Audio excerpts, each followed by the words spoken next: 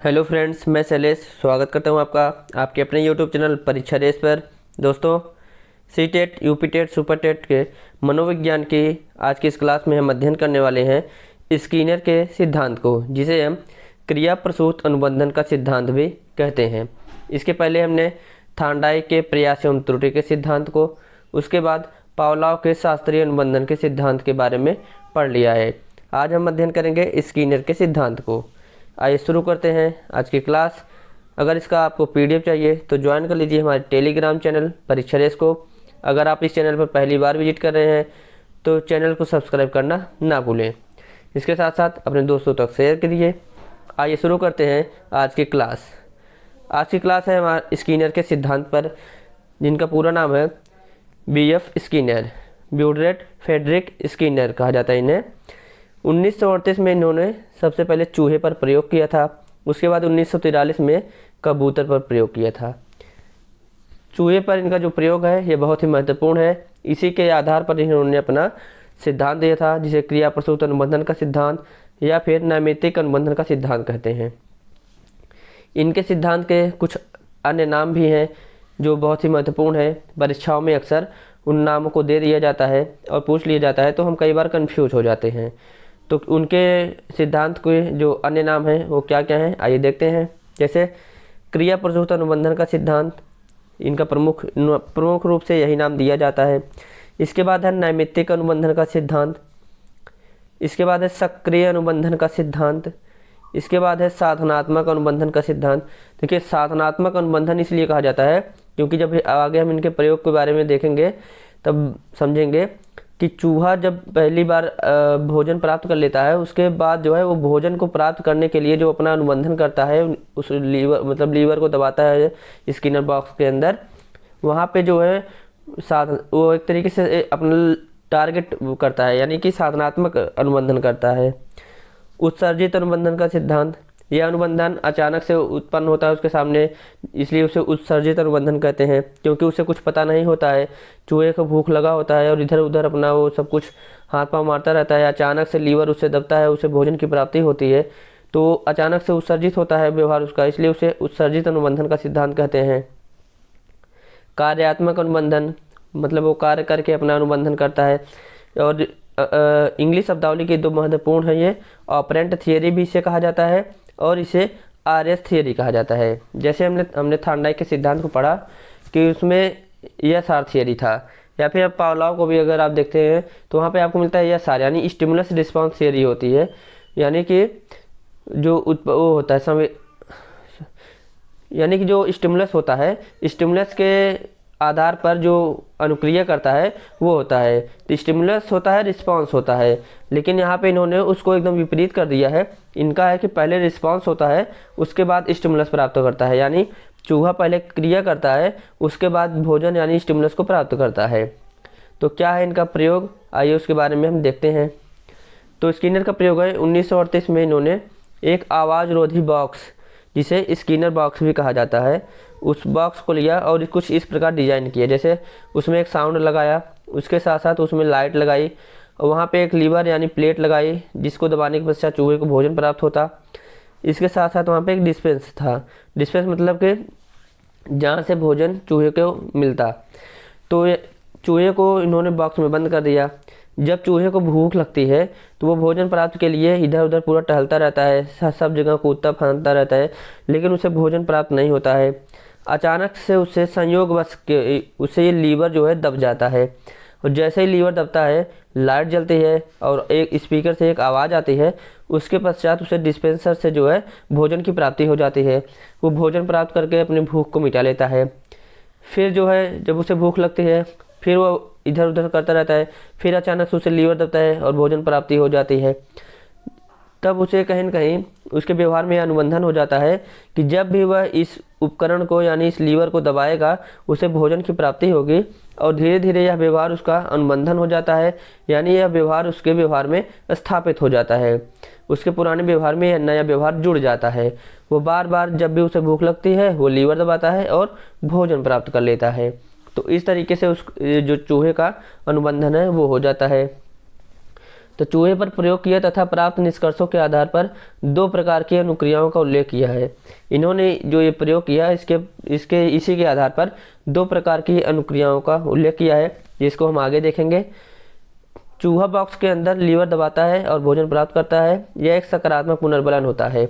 जैसे किसी भी कार्य को करने के लिए जब भी कोई सकारात्मक चीज़ें हमें प्राप्त होती है, चाहे इनाम प्राप्त हो, भोजन भी कह सकते हैं सकारात्मक पुनर्बलन ही है, क्योंकि वह उसकी आवश्यकताओं को पूर्ति करता है। तो जो कोई भी सकारात्मक चीज़ें प्राप्त होती है उसे सकारात्मक पुनर्बलन कहते हैं। क्योंकि यह भोजन जो है उसकी आवश्यकता को पूर्ति करता है, इसलिए सकारात्मक पुनर्बलन है। और चूहा जो है भोजन की प्राप्ति के लिए बार बार लीवर को दबाता है। तो यह है स्किनर का महत्वपूर्ण प्रयोग। अब 2 प्रकार की अनुक्रियाओं के बारे में इन्होंने बात किया है। तो क्या क्या है?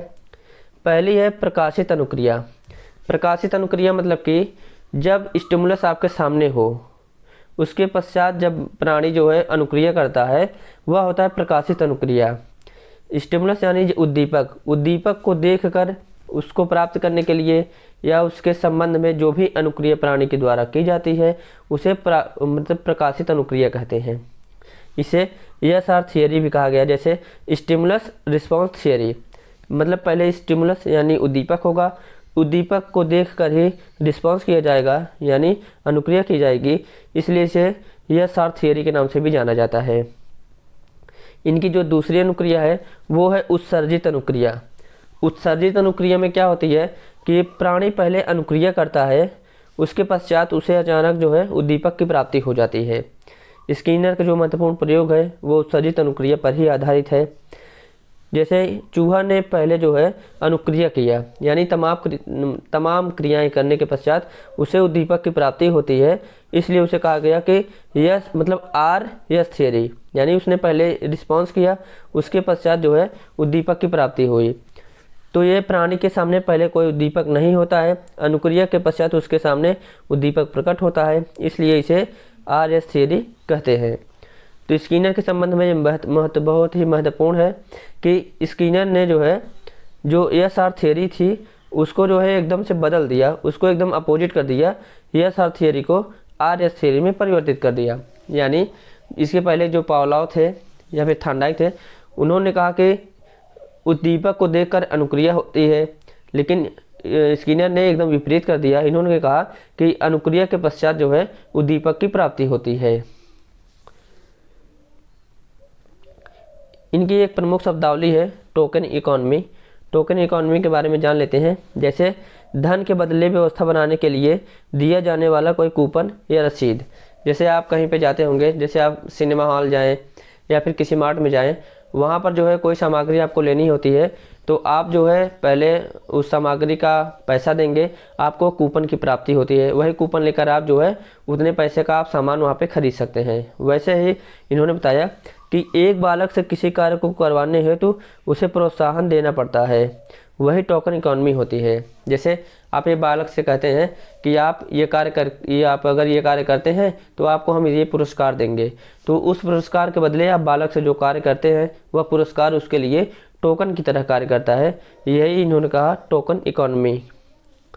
इसके बाद आता है स्किनर ने पुनर्बलन के इन्होंने बताया कि पुनर्बलन होता है यानी रेनफोर्समेंट होता है, वो 3 तरीके से होता है। यहाँ पे ध्यान दीजिए, ये 3 प्रकार नहीं 3 प्रकार से होते हैं। जैसे वैसे देखा जाए तो अगर सामान्यतः पुनर्बलन 2 प्रकार के होते हैं, धनात्मक और ऋणात्मक पुनर्बलन कह सकते हैं आप। या तो आप उसे कहें कि प्राथमिक या द्वितीय पुनर्बलन, या तो आप उसे कहें सतत या आंशिक पुनर्बलन। ये 3 प्रकार नहीं है, बल्कि ये 3 तरीके से पुनर्बलन को जो है विभाजित करता है। अगर आप प्राथमिक द्वितीयक मानते हैं तब यहाँ पे देखिए यह पुनर्बलन 2 प्रकार का हो गया है, प्राथमिक पुनर्बलन, द्वितीय पुनर्बलन। अगर आप धनात्मक ऋणात्मक को लेते हैं तो पहला हो गया धनात्मक पुनर्बलन, दूसरा हो गया ऋणात्मक पुनर्बलन। अगर आप सतत और आंशिक को लेते हैं तो पहला हो गया सतत पुनर्बलन और दूसरा हो गया आंशिक पुनर्बलन। तो आइए देखते हैं एक एक पुनर्बलन के बारे में। क्या है प्राथमिक पुनर्बलन?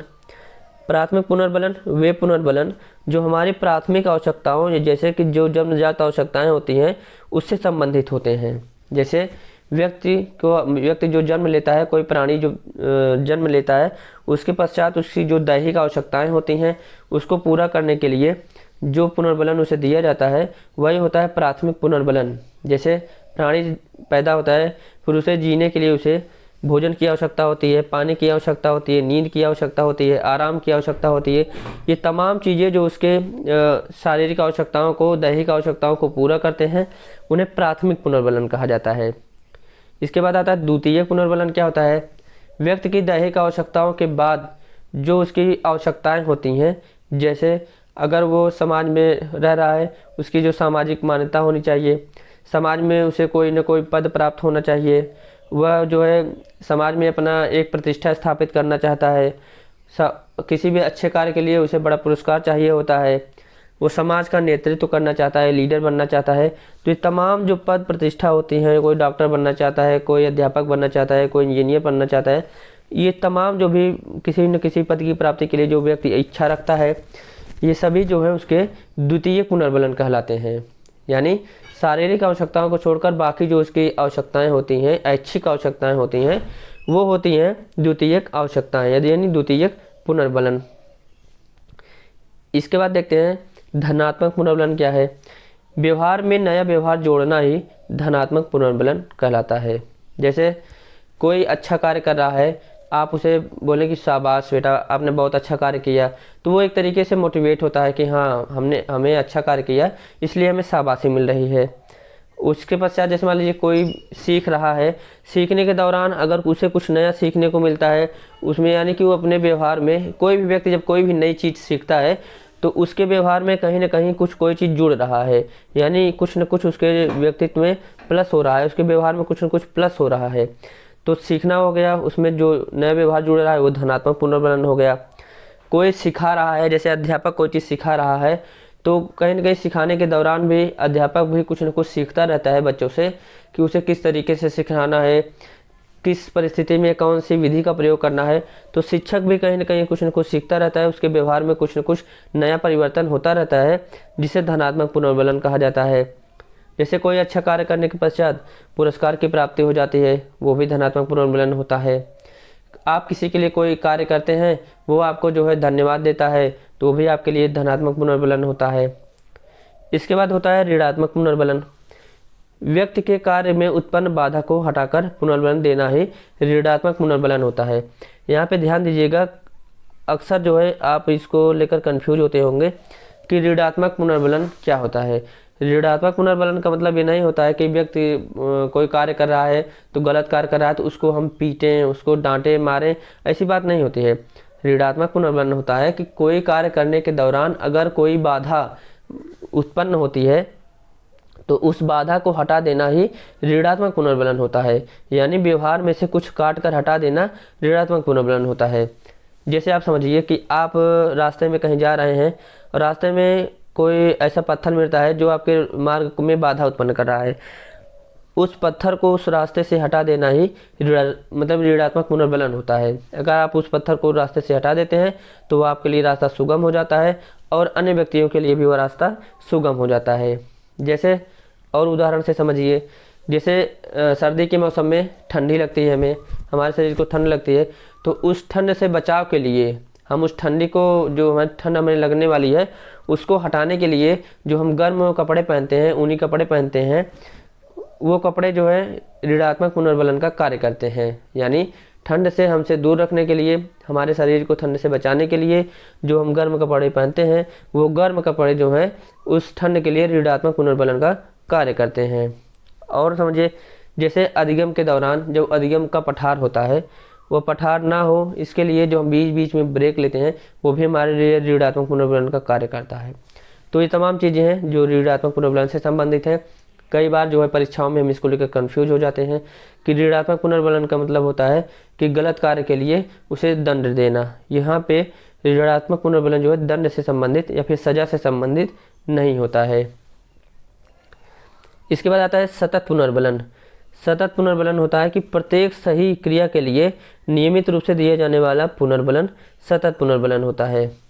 अक्सर छोटे बच्चों में, छोटी कक्षाओं के जो बच्चे होते हैं, जैसे कोई बच्चा प्ले ग्रुप में है, जब भी वह कोई अच्छा कार्य करता है तो उसे जो है पुरस्कार दिया जाता है। जैसे कोई भी अच्छा कार्य किया वो उसे अगर होमवर्क करके आया तो उसे गुड, वेरी गुड दिया जाता है, या फिर जो है उसे चॉकलेट दिया जाता है। तो तमाम पुरस्कार ऐसे जो हैं जो उस प्ले ग्रुप के कक्षाओं में बच्चे को दिए जाते हैं। तो वहाँ पे सतत पुनर्बलन का प्रयोग होता है।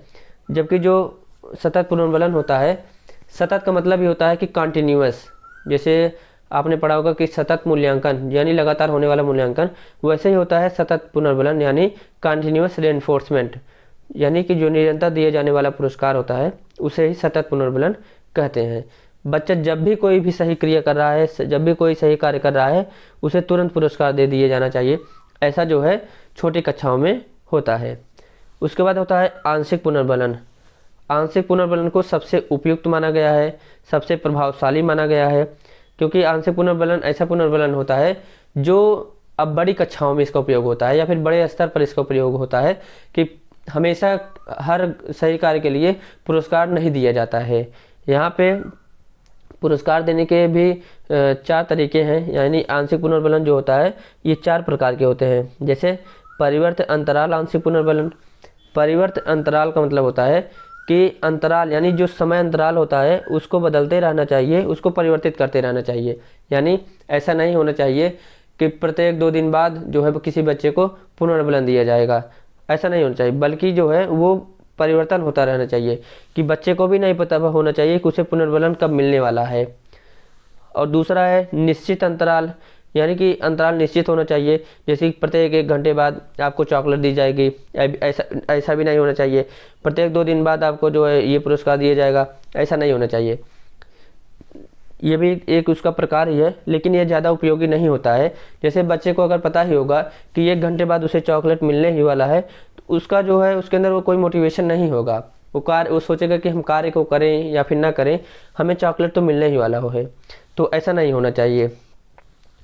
परिवर्त अनुपात जो होता है, परिवर्त अनुपात का मतलब होता है कि अनुपात से यहाँ तात्पर्य जोड़ा जाएगा कि प्रत्येक जो कार्य होता है, कार्यों की संख्या के आधार पर पुनर्बलन देना। जैसे परिवर्तन अनुपात का मतलब होना चाहिए कि यह निश्चित नहीं होना चाहिए कि कितने कार्य के पश्चात जो है किसी को पुरस्कार दिया जाएगा। जैसे निश्चित अनुपात में हो गया कि प्रत्येक 4 सही क्रियाओं के लिए आपको पुरस्कार दिया जाएगा, या फिर प्रत्येक 10 सही क्रियाओं के लिए आपको पुरस्कार दिया जाएगा। तो यहाँ पर निश्चित हो जाता है कि आप अगर जैसे कि 10 सवाल में से 6 सवाल सही कर लेते हैं तो आपको जो है पुरस्कार दिया जाएगा। तो ऐसा ना होकर परिवर्तन जो अनुपात होता है ये कहता है कि निश्चित नहीं होना चाहिए कि कितने सही अनुक्रियाओं के पश्चात जो है कार्य मतलब पुरस्कार दिया जाएगा। यह परिवर्तित होते रहना चाहिए। कभी 2 सही कार्य करने के पश्चात दे दिए जाना चाहिए, कभी 4, कभी 5, मतलब वह निश्चित नहीं होना चाहिए। बालक को इसका आभास नहीं होना चाहिए, पहले से ही बालक को ये नहीं पता चलना चाहिए कि उसे कब मतलब ये पुरस्कार या फिर पुनर्बलन मिलने वाला है।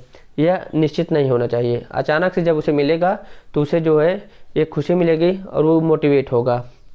तो आंशिक पुनर्बलन सबसे महत्वपूर्ण है, सबसे ज़्यादा प्रभावशाली होता है। इसके बाद आता है जो स्किनर का सिद्धांत है, यहीं पे समाप्त होता है। तो कैसा लगा आपको ये सिद्धांत? हमने जो है स्किनर से संबंधित जितने भी महत्वपूर्ण तथ्य थे उन सबको जो है इस क्लास में बता दिया है। आप इसको अच्छे से देख लें, एक बार जो है नोट कर लें। इससे बाहर जो है इनसे संबंधित नहीं पूछा जाता है। इनके जो नाम हैं अक्सर यहाँ से सवाल पूछे जाते हैं, इसको आप अच्छे से ध्यान में रखें, नाम को याद रख लें। अगर आप इसको समझेंगे तो कोई बड़ी बात नहीं होगी, केवल समझकर आप इसे ध्यान में रख सकते हैं। इनका जो प्रमुख प्रयोग है अक्सर ये पूछा जाता है, चूहे पर प्रयोग किया है इन्होंने, इसके साथ साथ कबूतर पर भी किया था, लेकिन जो प्रमुख इनका प्रयोग है वो चूहे पर था। जो इसका बॉक्स है इसे स्किनर बॉक्स भी कहा जाता है। ये आवाज़ रोधी होता है, यानी बाहर से इसके अंदर कोई आवाज़ नहीं जाती है। यही सब होता है, इसमें ध्यान रखिए। अनुक्रिया के बारे में इन्होंने बताया 2 प्रकार की अनुक्रिया। यसार को इन्होंने जो यसार थियरी थी उसे आरएस में बदल दिया था। तो यही सब है, आप लोग ध्यान में रखिए। पुनर्बलन महत्वपूर्ण है इनका। पुनर्बलन का जो सिद्धांत है वो दिया था क्लार्क हल ने, लेकिन पुनर्बलन के बारे में इन्होंने सबसे ज़्यादा चीज़ें बताई है। शिक्षा में इसका उपयोग जो है इन्होंने ही किया है। तो आज का वीडियो यहीं पे समाप्त होता है। हमने स्किनर के सिद्धांत को अच्छे से पढ़ लिया है। कल हम पढ़ने वाले हैं पुनर्बलन का सिद्धांत, जिसे दिया है क्लार्क हल ने। तो कैसा लगा आज का सेशन? अगर अच्छा लगा हो तो वीडियो को लाइक करें, चैनल को सब्सक्राइब करें। अगर आप इस चैनल पर पहली बार आए हैं तो चैनल को सब्सक्राइब करना ना भूलिए और अपने दोस्तों तक शेयर करें। मिलते हैं अगली वीडियो में